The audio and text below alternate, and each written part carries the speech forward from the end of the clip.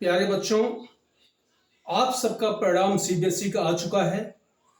High school और inter का परिणाम सभी बच्चों के सामने आ चुका है। जिसने जैसी मेहनत की थी वैसा परिणाम आया है। और ये समझ लीजिए, आप सभी को बहुत बहुत हार्दिक शुभकामनाएं, बहुत बहुत बधाई आपके उज्जवल भविष्य के लिए।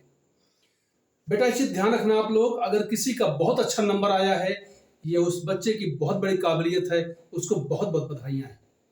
लेकिन जिन बच्चों का रिजल्ट कम आया है, जिनका परसेंटेज कम आया है, जिनकी मार्किंग लगता है कि उनकी अपेक्षा जो उन्होंने सोच के रखा था वो कम आया है, नंबर कम आए हैं, तो हो सकता है कि आपके घर वाले भी आपको ये कहें कि तुम्हारा नंबर कम क्यों आया है, नंबर ज्यादा क्यों नहीं आया है। बेटा, जीवन में कभी भी निराश होने की आवश्यकता नहीं होती है।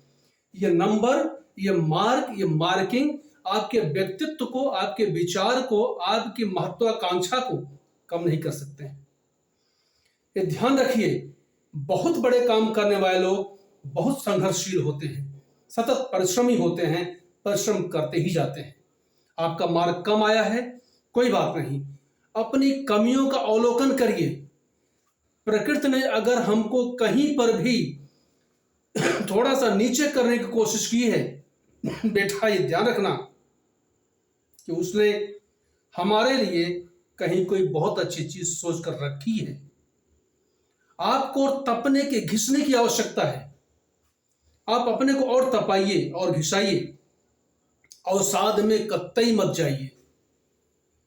अवसाद में जो गया उठ नहीं पाया।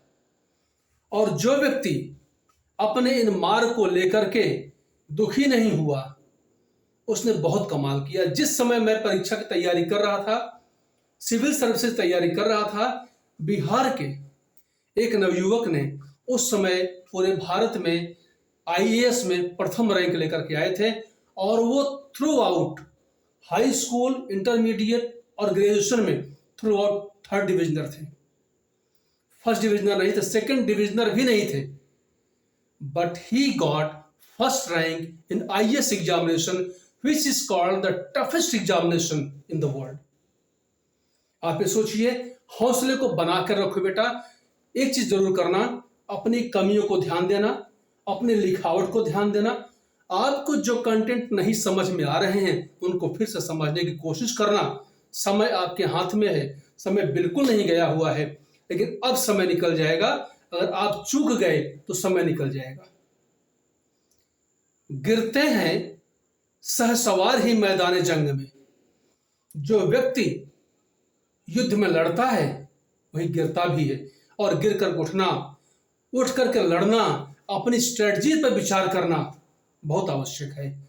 तो आप सभी बच्चों से मेरा ये अनुरोध है कि वो बच्चे जिनका मार्ग किसी वजह से कमाया है, वो बिल्कुल ही चिंतित नहीं हो। और उनके माँ बाप से, उनके अभिभावक से भी मेरा यही अनुरोध है, और समाज के सभी विद्वानों से मेरा अनुरोध है कि बच्चों को कतई प्रेशराइज मत करें, उनका उत्साहवर्धन करें। क्योंकि जब कोई चट्टान, जब कोई शीशा या जब कोई पत्थर घिसता है तभी चमकता है। इन बच्चों को घिसने की आवश्यकता है, इनको चमकने से कोई रोक नहीं सकता है। आप सभी इनको मार्गदर्शन दीजिए, अच्छे से अच्छी शिक्षा दीजिए, इनके कंटेंट को क्लियर कराइए।